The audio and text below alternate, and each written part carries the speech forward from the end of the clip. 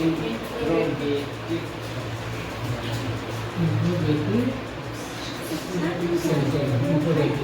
Interrogative पहचानने के लिए क्या होता है, सेंटेंस के अंत में क्वेश्चन मार्क होता है हमेशा। तो हम लोग पढ़ रहे थे सिंपल प्रेजेंट टेंस का, सिंपल प्रेजेंट टेंस का पढ़ रहे थे, इसलिए इंट्रोगेटिव क्या होगा। जैसे एक एग्जांपल देखो, हिंदी में एग्जांपल, क्या राम खाता है। अब ये क्या जब आ गया तो हमेशा अंत में क्या लगेगा, क्वेश्चन मार्क। ठीक है, अब इसका हम लोग इंग्लिश करेंगे, तो इंग्लिश करेंगे तो क्या आ गया ना, तो हम लोग का सबसे पहले आ जाएगा राम क्वेश्चन मार्क। ठीक है, अब देखो इसका पैटर्न हम लोग देखते हैं। पैटर्न है डू प्लस डज, डू या फिर does plus subject plus V1 plus object plus question mark, ये हमारा V1 है। तो डू और डज जगह के अनुसार, सब्जेक्ट के अनुसार डू या फिर डज लगेगा। सब्जेक्ट क्या है, अभी एक चार्ट बताए थे, वही सब्जेक्ट के अनुसार, मतलब थर्ड पर्सन का सिंगुलर नंबर जिसमें ही सी इट और कोई नाम आता है, बस उसमें डज आएगा और डज बाहर निकल जाएगा सबसे फर्स्ट में। उसके बाद जो हमारा सब्जेक्ट रहेगा, सब्जेक्ट को ही देखेंगे हम लोग, तो डू और डज लगेगा, सब्जेक्ट के अनुसार लगेगा। उसके बाद हमारा सब्जेक्ट आएगा और फिर V1 आ जाएगा, क्योंकि जो हम लोग अफर्मेटिव में देखे थे V1 या V5, तो जहाँ V5 लगना रहेगा वहाँ हमारा डज लग जाएगा। ठीक है, इसलिए वर्ब जो है वो V1 आ जाएगा। फिर ऑब्जेक्ट आप क्वेश्चन मार्क देना नहीं भूलेगा, क्योंकि ये हमारा इंट्रोगेटिव है। तो इंट्रोगेटिव मतलब क्वेश्चन मार्क, मतलब कि सवाल पूछा जा रहा है, सेंटेंस नहीं पता चलेगा, कोई सवाल किया जा रहा है, उससे कुछ क्वेश्चन पूछा जा रहा है। ठीक है, अब एक एग्जांपल हम लोग देखते हैं यहाँ पर, क्या तुम पढ़ती हो, क्वेश्चन मार्क, क्या तुम पढ़ती हो। अब देखो इसका इंग्लिश जब हम लोग करेंगे तो सबसे पहले हमारा क्या आएगा, डू आएगा, डज नहीं आएगा, क्योंकि ये हमारा सब्जेक्ट, हमारा यहाँ तुम है, जो हमारा क्या है, तुम जो है हमारा है वो सेकेंड पर्सन है। लेकिन हमारा डज कहाँ लगेगा, जहाँ कोई नाम है, मतलब कि थर्ड पर्सन का सिंगुलर नंबर है, तो यहाँ पर डू आ जाएगा, सिंपल सा डू। अब सब्जेक्ट देखेंगे क्या है, तुम, डू यू, पढ़ना का क्या होता है, रीड, क्वेश्चन मार्क देना नहीं बोलेंगे, है ना, क्लियर है। अब एग्जांपल एक देखेंगे, क्या राम बाजार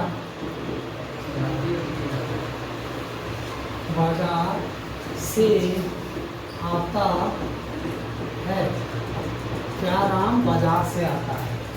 ठीक है, तो इसका कोई बता पाएगा,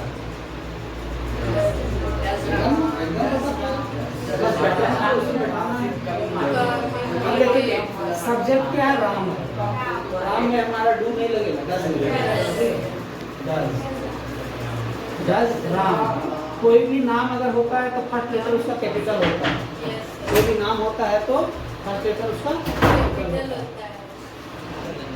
देखो इधर क्या है कि क्या राम बाजार से आता है, तो क्या हो जाएगा इसका, Does Ram come from market? क्या, Does Ram come from market?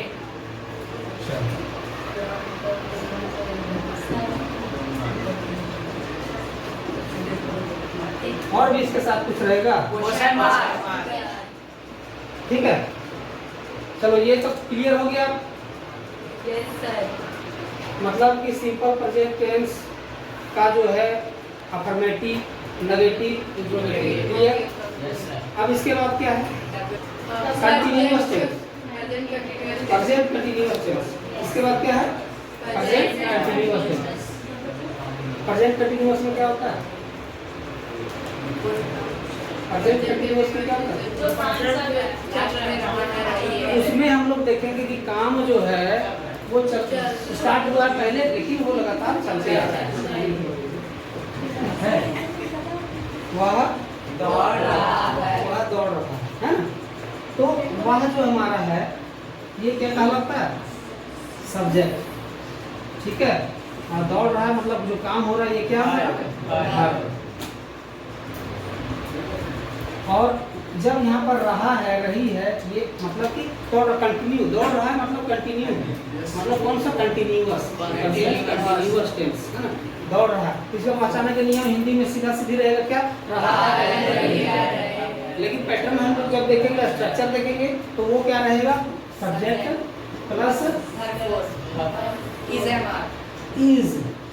M are plus V four plus object. ठीक है, ये हमारा है इसका स्ट्रक्चर कंटिन्यूअस का। ठीक है, तो राम दौड़ रहा है, हिंदी में रहा रही तो देखेंगे हम लोग, लेकिन इंग्लिश में इसका हम लोग स्ट्रक्चर के अनुसार देखेंगे। इंग्लिश सेंटेंस रहेगा तो स्ट्रक्चर पकड़ेंगे, है ना? अब यहाँ पर सब्जेक्ट कही है, तो इसका क्या बन जाएगा? ही, राम नहीं है, वह है। ही के साथ क्या लगता है? इज दौड़ रहा है, रनिंग। ठीक है, ही इज रनिंग। ठीक है, अब इसी तरह देखो,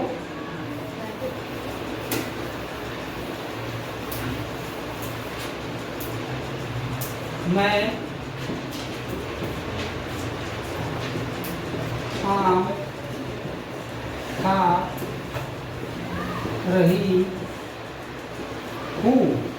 मैं आम खा रही हूँ, हिंदी में देखेंगे रही है, सीधा कंटिन्यूअस टेंस। कौन सा टेंस? कंटिन्यूअस टेंस, है ना? मैं आम खा रही हूँ, तो मैं का क्या हो जाएगा? आई हो जाएगा। अब आई के साथ क्या मान लगेगा? इज एम लगता है, तो आई एम। खाना का क्या होता है? ईट होता है, तो हमारे यहाँ बिफोर लगेगा। बिफोर क्या होता है? बिफोर में क्या होता है?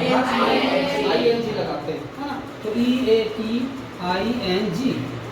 I am eating. और क्या खाना है? हाँ, तो ये ऑब्जेक्ट आ गया, तो यहाँ पर मैंगो। ठीक है, आई एम ईटिंग मैंगो। ठीक है, इसी तरह एक और देखेंगे,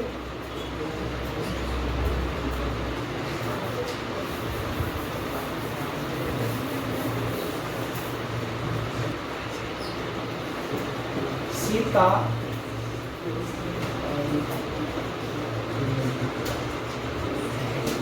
खाना खा रही है। सीता खाना खा रही है, सब्जेक्ट क्या है? सीता। काम क्या हो रहा है? खाने का, तो हमारा वर्ब हो गया ये, है ना? और ये जो खाना है ये हमारा हो गया ऑब्जेक्ट, ये सब्जेक्ट, ये हमारा वर्ब और ये हमारा ऑब्जेक्ट। ठीक है, अब हम लोग लगाएंगे सीता हो गया। अब सीता के साथ क्या लगेगा? इज, एम या फिर आर? इज। सीता इज। अब खा रही है, खाना वर्ब जो हमारा है उसका क्या होगा? ईट होता है, उसमें बिफोर लगाएंगे हम लोग, तो ING लग जाएगा। सीता इज ईटिंग खाना, खाना का। अब हमको लगता है कि अफर्मेटिव सबको समझ गया होगा। ठीक है, अब नेगेटिव में आ जाते हैं।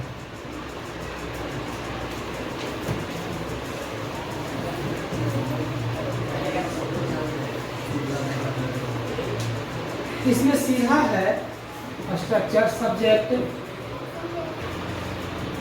इज, एम और आर, और इसके साथ नोट, सिंपल नोट होगा। वहाँ पर डज नोट और डू नोट पर प्रयोग कर रहे थे, simple not plus object V four plus object. ठीक है, देखो एक सेंटेंस देखेंगे,